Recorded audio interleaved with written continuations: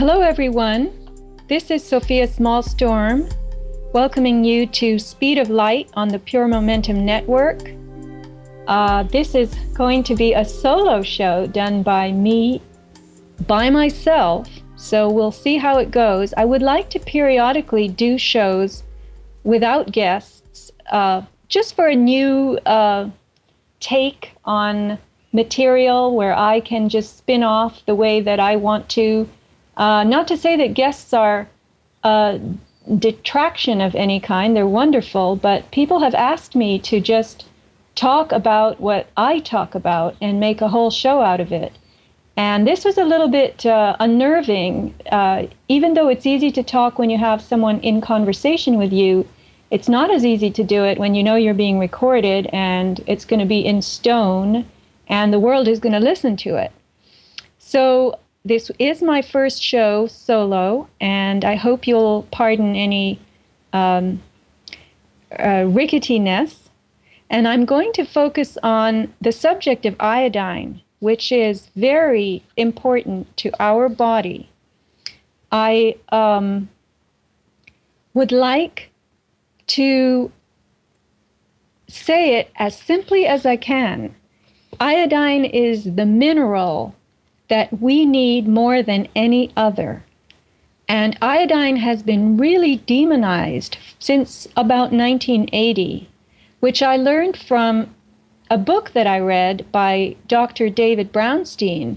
He is one of the few people in the world, in the medical community, who understands the importance of iodine in the body, in our biochemistry, our glandular system. And he reported in his book that actually medical students were taught since about 1980, I think this was an edict laid down by the AMA, American Medical Association, and passed through medical schools, that medical students were to be instructed to stay away from iodine and never try to treat with it, as it was harmful to the thyroid. Now, that is one of the strangest statements in the universe, because the fact is that your thyroid, which is a gland in your throat, and it's pretty much the regulator of the entire body. The thyroid gland regulates and prompts the body's glandular system. And the thyroid has basically one job. It makes 4 hormones, and they are called T1, T2, T3, and T4. And these are truncations. T1 would be, the 1, 2, 3, and 4 are the atoms of iodine in the hormone. So there are 4 different hormones, which are collectively also referred to as thyroid hormone. But T1 has 1 atom of iodine, T2 has 2, T3, and T4 have 3 and 4. So obviously, the thyroid can't even make its hormones properly if it doesn't have iodine.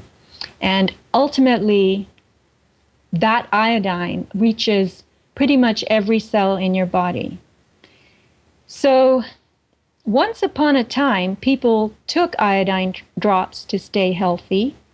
And Lugol's formula was something you could buy in any drugstore in the United States.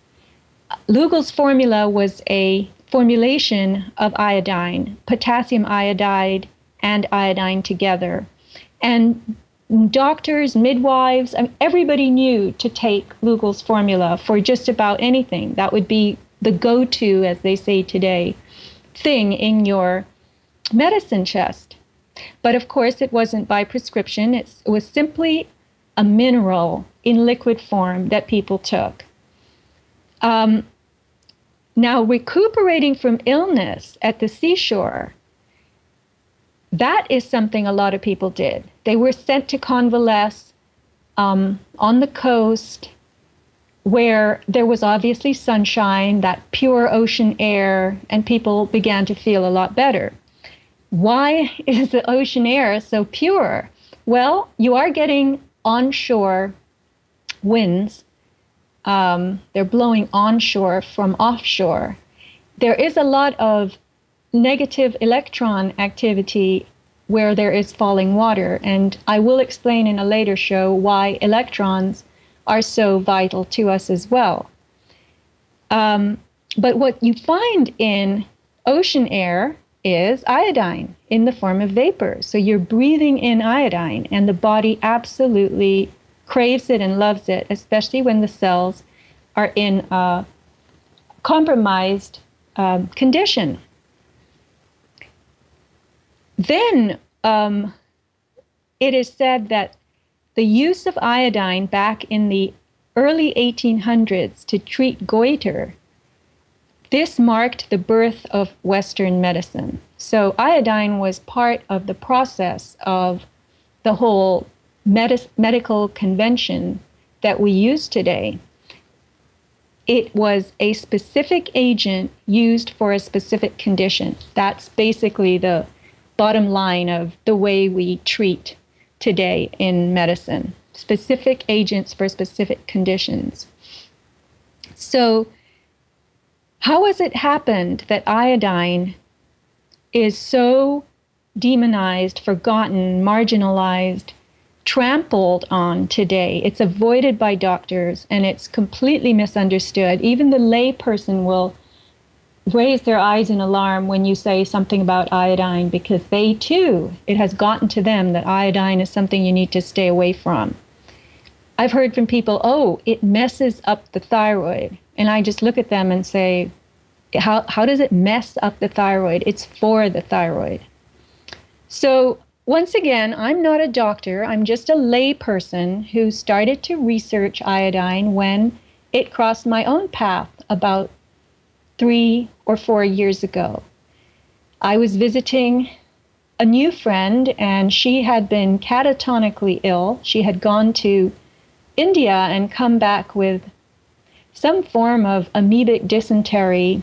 And after her trip to India, where she contracted a microbial infection, she was bedridden for a very, very long time. And this hit her on top of a number of other things. She had a, you could say, compromised health system, immune system, and the trip to India. She was a student of different kinds of, philosophies that she wanted to learn more about by going to India. When she came back, she found herself in bed for actually a number of years. And she told me that iodine got her going again. And I was very surprised and interested, and a bell rang in my own head. They say that, the teacher comes when the student is ready. And I was ready. I just looked at her. I said, do you have an extra bottle? And she said, yes. I said, can I buy it from you? And she said, yes. And I took it home. Now, this was the month of November. And it didn't hit me until I had taken iodine for about 3 or 4 weeks that something marvelous was happening to me. Now, I'll backtrack a little bit to the summer. In the summer, I live in Southern California. I live close to the beach, and I have become very, very crazy about ocean swimming. I will swim any and every day that I can, as long as the water is warm enough for me to handle comfortably, and the waves are not huge, and there aren't dark, monstrous-looking clouds overhead, or giant longshore rip currents, or occasionally shark sightings. So I love the water, and in the summer, I'm at my happiest. By the end of the summer, I am just rolling. I feel fantastic. I have energy like I had when I was a little kid, and it's just, you say to yourself, wow, that was a great summer. That was a good season. And I attributed a lot of this to swimming, being outside. And you can't do it in San Diego in the winter. The ocean is just too cold. Yes, you can be outside, but immersing yourself in freezing water like that is hard on the joints. And of course, the nature of the ocean is very different in the winter. You have many more storms, and it's rough, and the bottom is all carved up from the waves battering it. So what happened to me in November when I started taking a few drops of iodine a day? I suddenly started feeling like I feel in the summer. And I wasn't aware of it until I thought about it. And then it hit me. This iodine is what makes me feel so great in the summer. And now I'm getting it in the winter. Look at that. So I was elated. I thought, this is what I have needed for so many years and never known about it. I was getting it from the ocean by swimming, where we have transdermal absorption of iodine. There's plenty of iodine in ocean water. The ocean is actually full of minerals. That's why people love hanging out at the beach and wading in the water and soaking it in through their skin.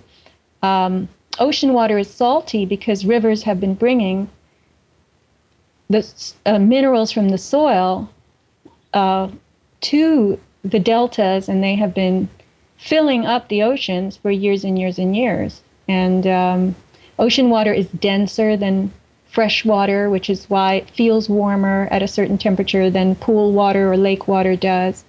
It conducts heat better because it actually has more solids in it in the form of these minerals and other materials, even algae.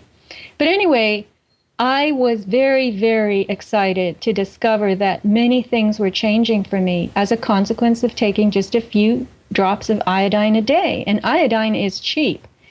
A drop is about 5 cents, even less if you get different kinds of formulations, and I'll get into that soon.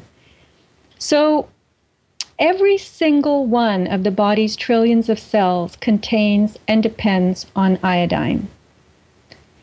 Now, if, as many scientists have theorized, life originated in the ocean, then our need for iodine may derive from this long ago time. You can still get iodine today, not just from seawater, but from soil near the ocean. For instance, if you eat vegetables grown in coastal soils, they will have a higher iodine content than vegetables grown inland. In general, iodine is in the soil, but in higher quantities near the ocean. However, given our current farming methods, our soils are stripped of their minerals. So iodine found in things grown in the soil is getting to be of lower and lower incidence.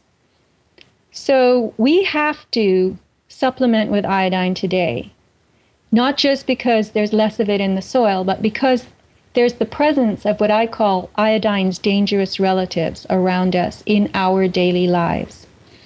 So apart from eating fish, seaweed, or spending lots of time in or near the ocean, it is difficult for most people anywhere in the world to get enough iodine. I'm going to explain what a goiter is. I had a passport picture taken, I believe it was in 2008, and I just saw it the other day. It was in a file. I came across it. It was a little kind of ghastly black and white photo, the kind that come out when the flash is so bright and you know you're getting it for some, paperwork purpose. And I have the most enormous bulge on my throat. It's shocking. That is a goiter. And I remembered when I saw that picture for how many years I had the sensation of slight choking in my throat, just the feeling of, if someone's hands were around your neck and pressuring with their thumbs just a tiny bit, you'd feel that strangulation sensation. Very mild. And that is the mark of having a goiter, an inflamed thyroid. The thyroid enlarges in your throat when you're iodine deficient. It's actually looking for iodine. Ambient iodine. It's going, where's the iodine? I need more. I need to get bigger so that I can find some iodine. And you can see if you Google goiter, Goiter, you can see pictures of people, for instance, in landlocked areas deep in the heart of Africa. There are people who have giant lumps in their throat. And these are people with severe iodine deficiency. But yet, if you just go around, among the public today and you look at people's throats, you will often see a slight bulge, which is an indication of lack of iodine. That person has a slight goiter. And I had not a slight one, but a fairly obvious one. Yet, nobody noticed, nobody told me, and I didn't know a thing about it. So, in the 1920s, the US government came up with iodized salt as an answer to the high incidence of goiter that was being found in the landlocked Midwestern states. Now, some people theorize that the glaciers swept through that area of the continent and stripped the soil. And remember, I said earlier that when soil is stripped, it's demineralized. So I don't know that that's the reason that there is so much of this goiter condition in the Midwest, dating back to millennia ago when there were glaciers there. It could just be that that's the most central landlocked area of the United States. So the 1920s was when the US government said, we're going to start putting iodine in our staples, meaning the things people eat every day. And salt was a staple, so was bread. And they also began to use iodine as a dough conditioner in the making of bread. That has since been discontinued, and I will explain why. And the use of iodine in salt is of limited effectiveness today because the presence of what I referred earlier to as iodine's dangerous relatives is so enormous in our lives that the tiny bit of iodine you would get from table salt, and that's the only thing they put it in, table salt, NaCl, would not help you very much. Plus, and if I have time in this show, I'm going to get into salt in the second hour. Plus, table salt is not a whole food. It is not a food that benefits the body at all. It causes its own problems. So today we're advised to avoid salt, and therefore even iodized salt is not something that most people use a lot of. So we are stuck. We're in this situation of being iodine deficient and without really a way to solve that. The dangerous relatives that I referred to earlier, iodine's dangerous relatives, you can look at the periodic table and you will see a lineup. There are 4 or 5 elements in it. Bromine, fluorine, chlorine, and correctly you should say iodine, are all in a line together. And there's astatine as well, but that one doesn't seem to configure in much of what we do. Or what's going on around us. So these elements, they're called the halogens. Everything in the periodic table that ends with En, like hydrogen, nitrogen, oxygen, and the family of halogens, those are dual atom molecules. O2, H2, N2. Iodine is I2. Bromine, chlorine, and fluorine similarly are dual atom molecules. And they're very similar, the halogens, to each other in atomic structure, reactivity, and electromagnetic charge. They are actually undifferentiatable by living organisms. That was a long word, at least I said it right. It appears that living organisms cannot tell the difference between iodine, bromine, chlorine, and fluorine. They think it's all the same thing and the cells grab for it. So these elements, they're called halogens or halides in their compound form, the way you would say fluoride instead of fluorine. Fluorine doesn't really like to exist by itself. It's a very volatile, very powerful, they call it the bully of the periodic table. It It goes and makes partnerships with anything that it can. It likes to bond with other elements. So the halides, when they are absorbed or taken into our bodies, they become thyroid blockers. They mimic iodine because the body, remember, doesn't know the difference. And they actually displace it from the iodine receptors in our glands, and they impede its use. So you can have, as I heard Dr. Brownstein say once, brominated thyroid hormone, which means the poor thyroid has tried to make thyroid hormones out of bromine, and it's delivering those to your brain and your glands, your reproductive system. And these other elements, bromine, fluorine, and chlorine, as many of us know, are very, very toxic. They're not just neurotoxic, but they are extremely unfriendly to the body in general. And yet they're everywhere. They have been introduced, and I would have to say here that this is not by accident. They have been introduced into so many things that we use in modern life all the time. Bromine and fluorine are found in prescription drugs. They're found in fire retardant fabrics, in food container coatings and linings. You know, when you buy a carton of soup, it has a shiny interior. The paper is a coated paper. Well, that would be a brominated coating. Bromine is not only sprayed on crops as a pesticide, but it now replaces iodine as a flour conditioner in bread and baked goods. Yup, they put bromine into bread instead of that iodine that was so body friendly. And today grains are getting a bad rap, and people are told to avoid them due to so much of our processed, refined flours and carb intake and so forth. But there was a time when bread was a real staple, and people were getting iodine that way, but they aren't anymore by any means. Fluorides are also ubiquitous. They are in not only toothpaste, but they're added to public water supplies, the drinking water.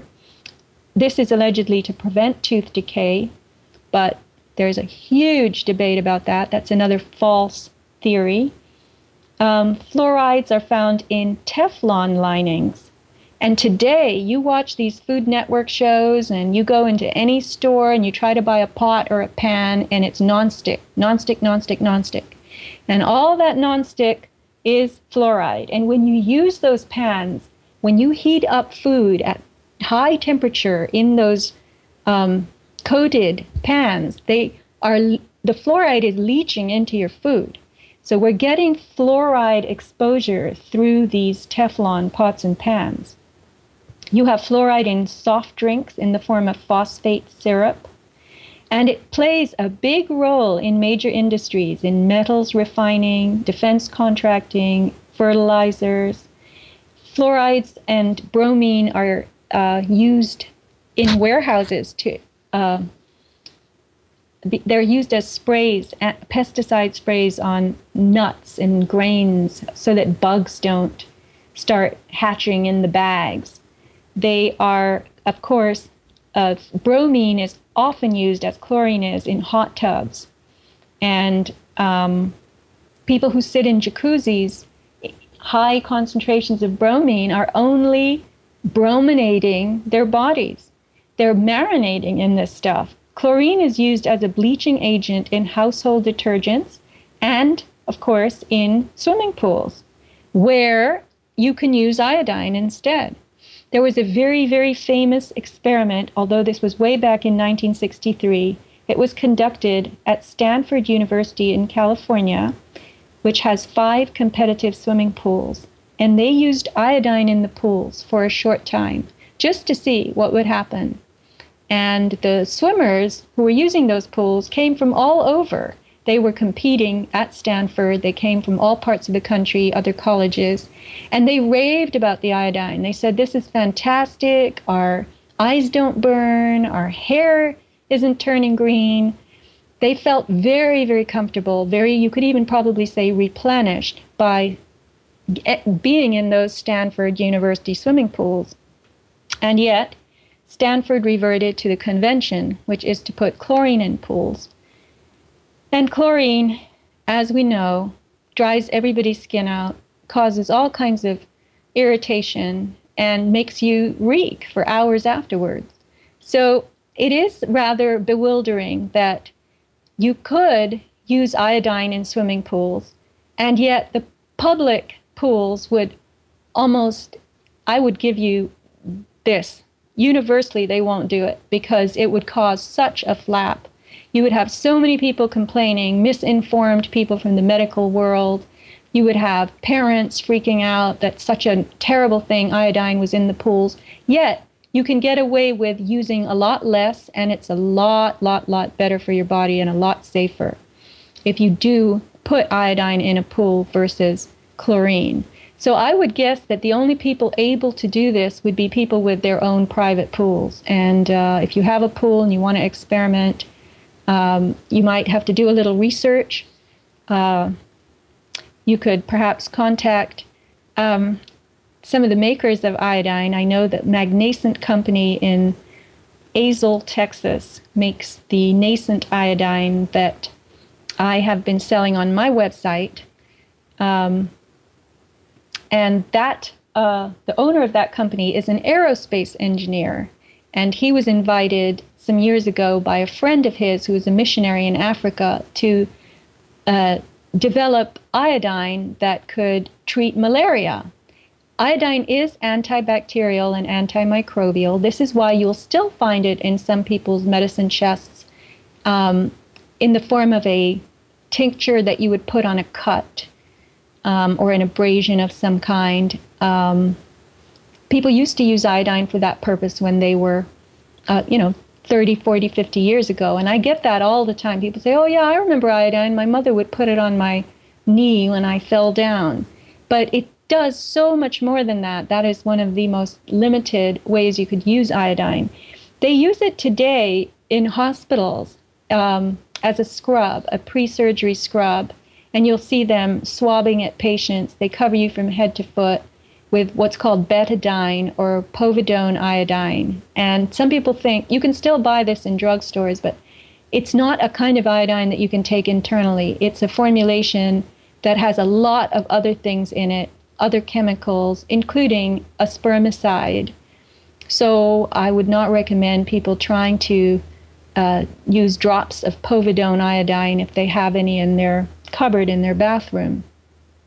So you can use it on the skin, but taking it internally, that's not what it was made for. So here I will get into the subject of the glandular systems and their dependency on iodine. As I said earlier, we have 4 hormones that the thyroid produces: T1, T2, T3, and T4. T4 is thyroxine, and it is the hormone that is critical in brain development. Iodine levels in Americans today are 50% lower than they were even 40 years ago.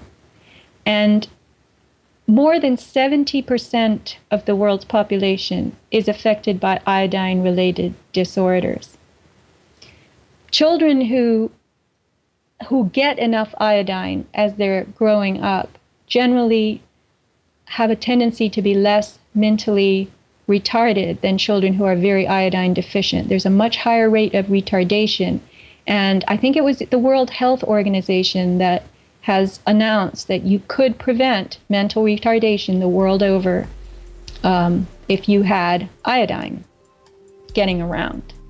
So we are coming up on our mid-hour break, and I would like to take a little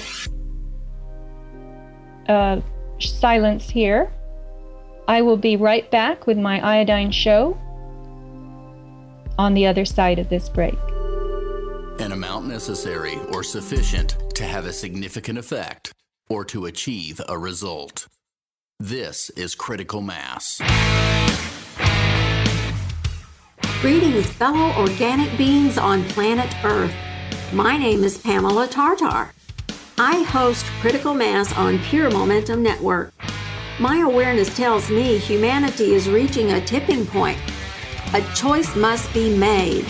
Either we choose continuing under ever-worsening tyranny, or we stand up in our humanity and create a new world of love, abundance, compassion, empathy, and all the human attributes and features. I invite you to join me as we explore who we are and find tools inside us, enabling us to stand tall and strong against the opposition. Now is the time. Pamela Tartar, Critical Mass.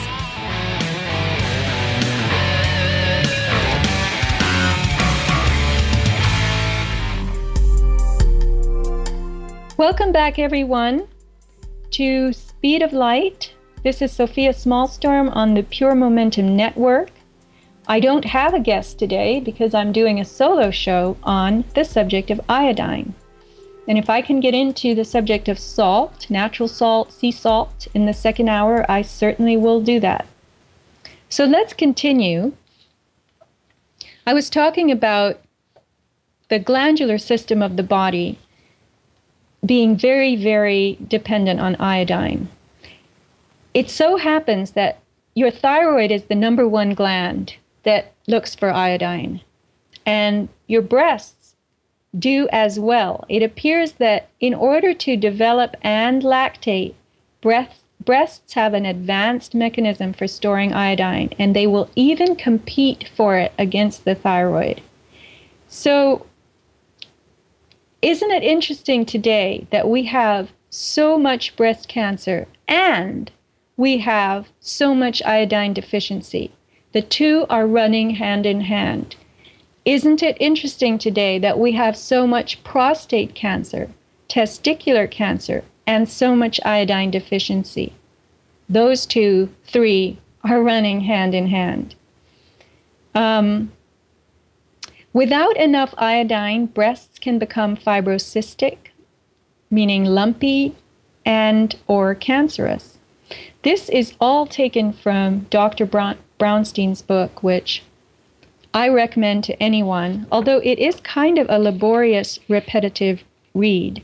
Iodine, Why You Need It, Why You Can't Live Without It. That's the title. Dr. David Brownstein. He has a website. You can sign up for his newsletter. He's written a book on salt, and both are very, very informative. This guy is really a groundbreaker. But the original pioneer in iodine, who reverted the whole iodine demonization, you could call it, is Dr. Guy Abraham. And he has a paper which you can find online, and I will just give you the title. It's very, very long and detailed. It's a clinical paper.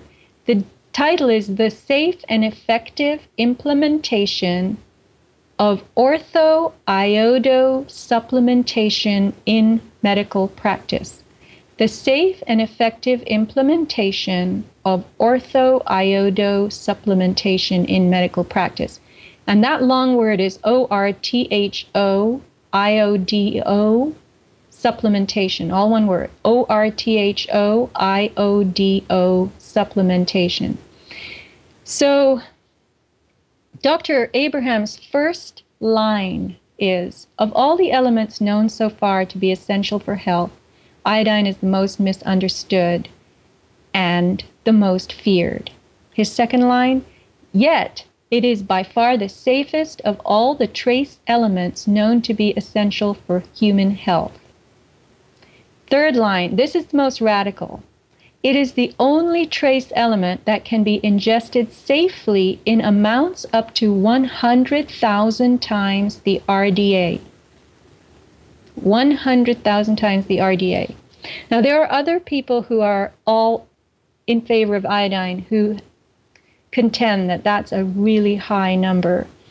But I'm just quoting you from Abraham's paper. This is Guy Abraham, MD, and he has done a lot of research on the use of iodine in the body. So another thing that tells you, that 100,000 times the RDA number, is how low the RDA is. I mean, the RDA is abysmally low for iodine. So you have to ask yourself here, what's going on? Is there a conspiracy around this iodine? And when you start recognizing, especially in your own body, what happens when you supplement with iodine, it becomes very clear that there very well might be a conspiracy around iodine. So iodine is known for its antibacterial properties. That's why hospitals use it as a disinfectant. But it has antiviral and antiparasitic properties also. Another thing it does is it induces apoptosis in the cells. This is called regulated cell division or regulated cell death. And the way a cell works is it's allowed to subdivide to reproduce itself. And a healthy, normal cell gets to subdivide about 70 times, 70, and then that's the end. That cell goes away, retires, dies off, and it gets replaced by another cell, a newer cell. So iodine promotes this regulated cell division.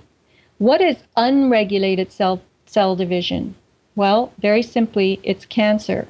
A cell that is in a psychotic state, as I call it, that keeps subdividing ad infinitum, is trying to preserve itself by this mad drive to keep reproducing. And that is a cancerous cell that is ignoring the apoptosis program in it. And in the tissues of the thyroid, breast, ovaries, prostate, the reproductive glands in general, iodine plays a very important anti-cancer role. So this expands a little bit the reason that if we have so much iodine deficiency in the US and other parts of the world, there's a concurrent increase in the rate of these reproductive system cancers. So, as I said, the RDA does not meet the needs of Americans today, the RDA for iodine. Elevated levels of the other halogens in our bodies are inhibiting the work of iodine. Bromine binds to the iodine receptors, and that toxifies the thyroid because this brominated stuff replaces the thyroid's iodine stores. So today we need not more iodine than ever, not only for proper thyroid function, but also for its crucial biochemical role in the other organs. Now, there are two diseases that are related to iodine deficiency that you've probably heard and come across someone who has them: Graves' disease or Hashimoto's disease. These are autoimmune conditions in the thyroid that come from iodine deficiency. So cancers, of course, as of the breast and reproductive glands, can be held in check by iodine, and also skeletal fluorosis, which is a crippling progressive condition that may be the root cause, I think it is, of arthritis and osteoporosis. And that is the long-term result of fluoride lodging in the body's joints and bones. Now remember, fluoride is one of those halides. It's one of iodine's dangerous cousins. And fluorides bind with calcium in the calcium-rich tissues of the body. And what happens is you get these little burrs or spikes in your cartilage, in your bones. If you are, for instance, exposed to a lot of fluorides through your water supply or through your pots and pans or psych meds or whatever, a lot of prescription drugs have fluoride as a key base ingredient. So if you picture the body, everything in the body has a layer of what's called fascia coating it. And fascia is a mechanical lubricant. Fascia is a sheath of, actually a tough tissue layer that coats nerves and muscles and bones.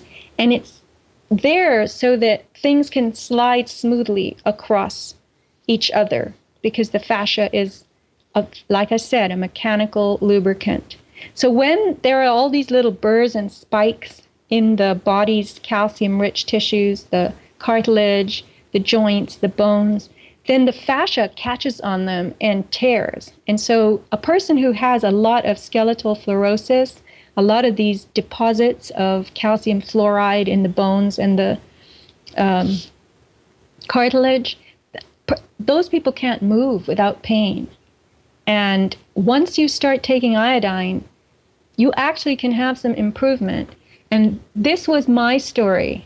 As soon as I turned 50 or so, late 40s, about the 50-year mark of my life, I started to wake up in the morning and I'd have stiff fingers. My knuckles would be achy and swollen, and I would sit there at my computer and throughout the day and I'd massage one finger after another, one finger out, and it took a lot of time and energy. It helped, but it wasn't a great solution, and I had resigned myself at that point to, I figured I'd be arthritic. I'd have arthritic hands, like a lot of older people do. So I wasn't looking forward to this by any means. And what happened? I started taking iodine about 3 or 4 years ago, and 6 months later, I realized, oh, I don't have that thing going on in my fingers anymore. I don't have stiffness. Everything moves. Everything's very flexible. Could this be because of iodine? And it was the only thing I could join up the dots on, that I had achy fingers, and then 6 months later, I didn't have achy fingers. And with the exception of my pinkies, those two still hurt a little bit, but now at this point in my life, even that is gone. So I would have to say that iodine perhaps kicked out all that fluoride from my joints. I don't know. I've never been able to look at my joints tissue samples under a microscope, but I can tell you the way it feels is a lot better. There is no pain, no stiffness, nothing. So once again, for a mere 20 to 40 cents a day, you can start seeing all kinds of improvements. And one of them is energy. You start feeling great. Your body is singing. It is happy. People have told me, as I've introduced them to iodine, that they don't need to drink 3 or 4 cups of coffee in the morning anymore. They take their little drops of iodine, and that's fine. 1 cup is enough, or no cups. So this has to do with cellular fuel. One of the jobs of thyroid hormone in the body is to stimulate the mitochondria, which are tiny engine-like organs within the cells, to produce ATP, which is the energy molecule that fuels our trillions of cells. Adenosine triphosphate, ATP. ATP is literally a nano-sized molecule. I can't find the exact number, but if you have 75 to 100 trillion cells in your body, each cell has up to 2 billion molecules of ATP in it. That's how utterly microscopically tiny they are. They are literally nano batteries, nano machines. And the cells take electrons out of ATP, which gives them their power. That's like powering up your computer or your hair dryer. Those electrons are the stuff of your life. They are basically your life force. So your cells require ATP. They need it on a constant basis. And an inability to make enough ATP results in ongoing fatigue. This can worsen. It can become a situation of chronic fatigue. or it can even lead to a disease state because the cells rely on ATP to detox. They have to do their housekeeping with some energy, and ATP is the energy. So these thyroid hormones help. It's a zigzag path, but the work of iodine is ultimately to get us to produce ATP. As iodine's halogen cousins block its work in our body, we may become prone to a host of chronic and or autoimmune dysfunctions, including, now the list here can get very long, low energy, brain fog, muscle pain, joint pain, and the symptoms of not feeling great are vague symptoms, and people attribute those to things like stress, things like aging, things like overworking and depression, and these situations that all of us have experienced from time to time, sometimes on a constant basis, because life is getting rougher and rougher for many people as we know it, with economic issues hitting us and more assaults on the body itself in the form of these programs like chemtrails, everything, GMO food. So the body is under a bigger load than it has ever been before. And this is how and why supplementing with just a few drops of iodine can really make a big difference. So overall, ATP, you could refer to it as the food molecule for our trillions of cells. And when the cells don't make enough ATP, our overall energy drops. And the reflex, in many, many instances, is to boost yourself with caffeine, candy, or food. So people think, oh, I need something. I need a candy bar. I need, a power bar even. I need to sit down and have a cup of coffee. I need to stop at Starbucks. And as you know, what do you do there? You spend money. You'll buy some elaborate concoction with whipped cream on the top for $8. And still, it's not going to feed your need for cellular fuel. It'll give you calories. But will it really give you that vital cellular fuel? Iodine has been, in my personal opinion, demonized because there are many, many industries that have flourished since people have stopped taking in iodine on a regular life basis. And remember, iodine used to be the go-to. People took it all the time, Lugol's iodine. So it's no wonder today that we see Starbucks on every corner, 7-Elevens with junk food, fast food outlets everywhere, energy drinks, protein bars, this stuff, Red Bull. If I can get to it, I'll go into Red Bull. Red Bull is absolutely mind-blowing. In fact, I have a little Red Bull flyer I could read to you from. Red Bull is a brand of energy drink, and its slogan is, Red Bull gives you wings. I was taking a walk near a teenager's beach. This was about a year or two ago, and there was a flyer lying in the street, and there had clearly been a Red Bull rep around earlier because I saw a couple of these. They were stuck on cars. And it's a little accordion thing. You pull it open and it goes out to like 10, 12 little pages. The first page says, if you want to stay on top of things in this 24/7 world, you'll need to get some wings. So then they get into the human race always seems to be racing. We all want to power our way through a career, get fit, stay fit, and be a great friend to everyone all the time. Around the globe, we're living a day and night existence that involves putting the maximum demand on our fitness and mental alertness. And with a cell phone in one hand and a to-do list in the other, it's not going to stop anytime soon. If your mind is exhausted and your body is drained, the benefits of Red Bull will make themselves obvious to you soon after you drink it. It's been confirmed time and time again by reliable scientific studies. If you want to be wide awake and active, Red Bull is perfect for you. That's because Red Bull increases performance, increases concentration, improves reaction speed, increases endurance, stimulates metabolism. In other words, Red Bull gives you wings.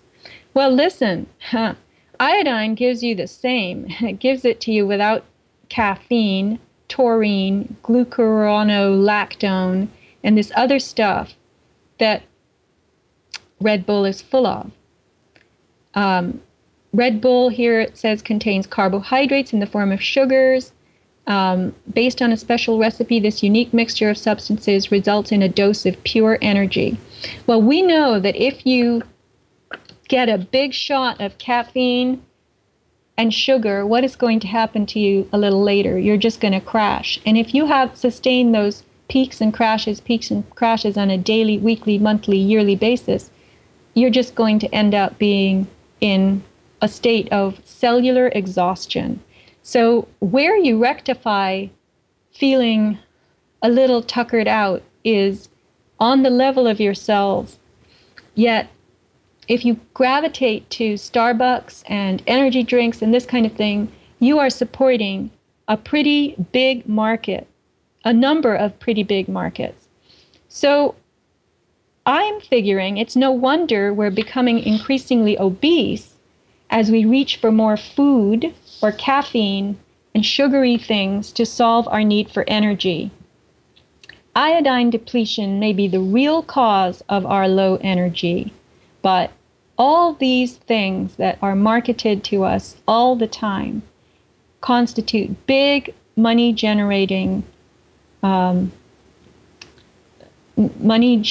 mechanisms compared to iodine supplementation, which is really pennies a day.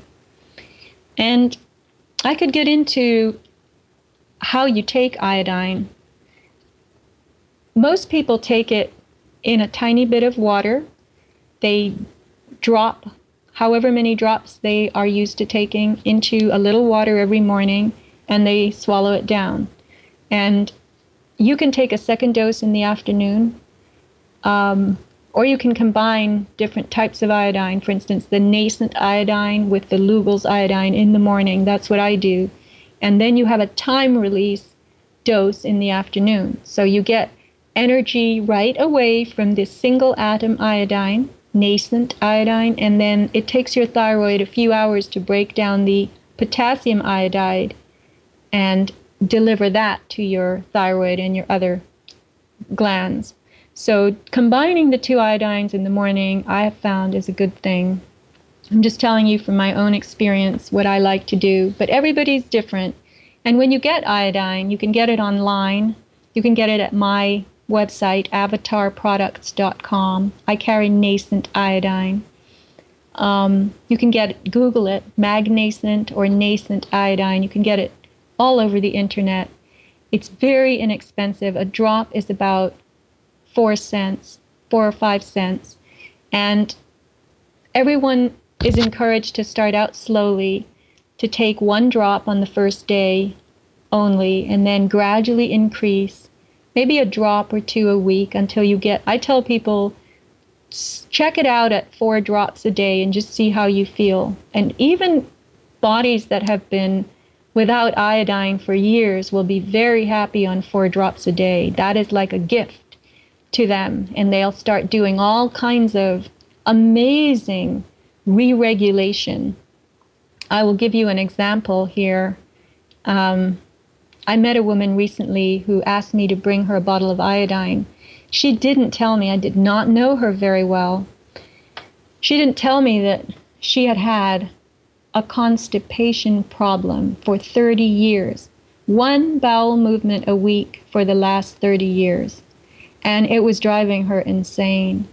She had tried everything. She had been to so many different specialists, and they had put scopes in her from all directions, and she had spent thousands and thousands of dollars.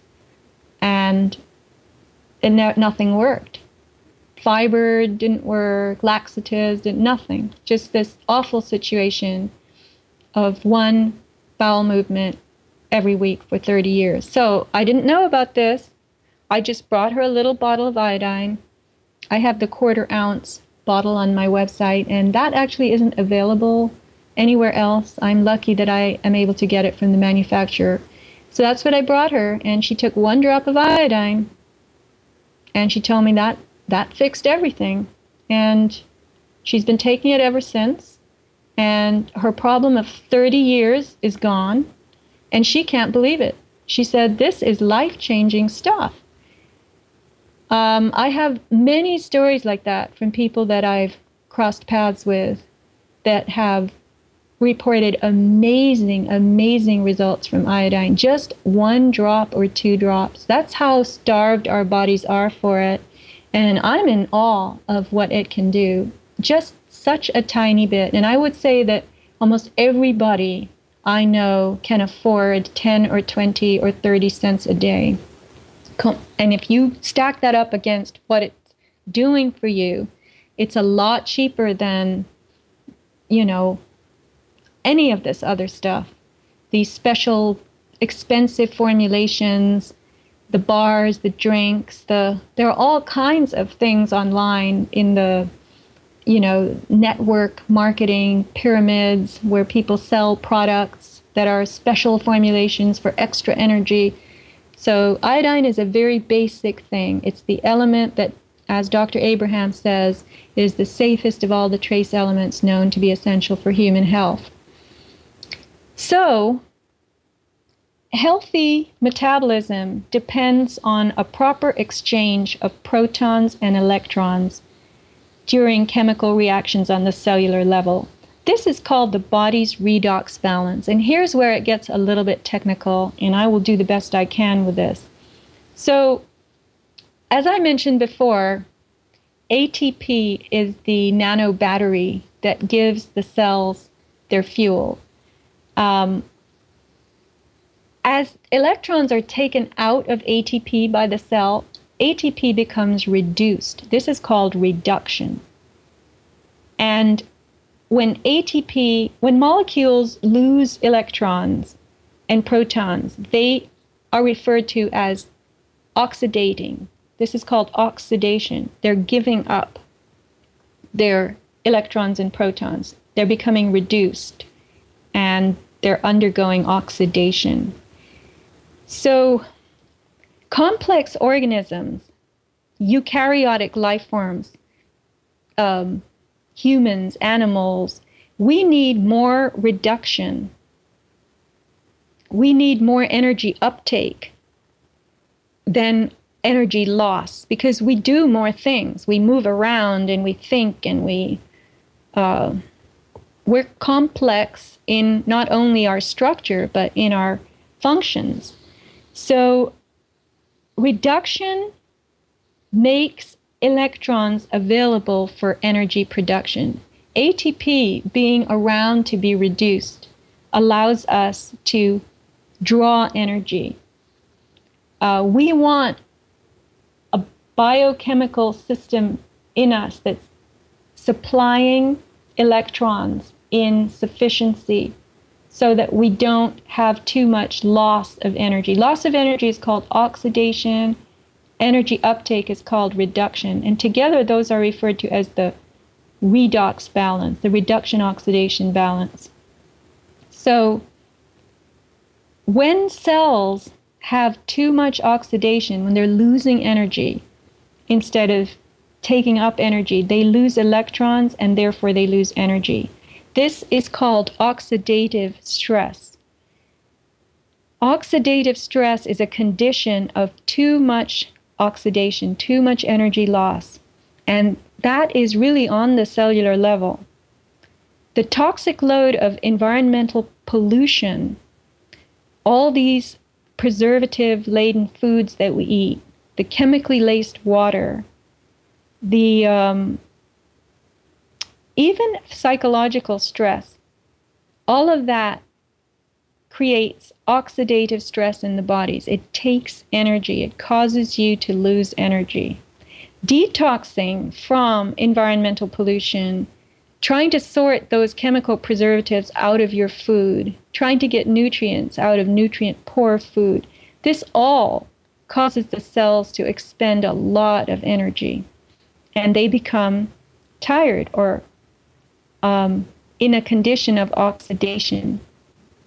So this oxidative fatigue is occurring throughout our bodies on the level of our cells, and our mitochondria are less and less capable of making the energy molecule ATP, on which our overall health depends.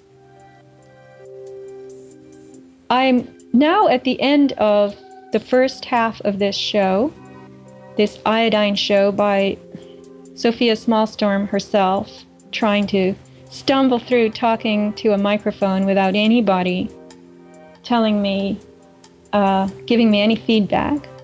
So I hope you've enjoyed it and gotten something out of it. I will continue in the second hour. I will explain a little more about iodine, and I'll get into another thing that we need very, very desperately, which is whole and natural salt. There's another equally noxious myth and demonization around salt. So I will explain that on the second half of this show, where I invite you to join me in the members section on Pure Momentum Network. We invite all our listeners to join us in the members section for the second hour of all our shows. We encourage you to click on the subscribe button, choose a membership type, pay with PayPal, and voila, you're a member. Enjoy all Pure Momentum Network material, the second hour of all talk shows, extra interviews, and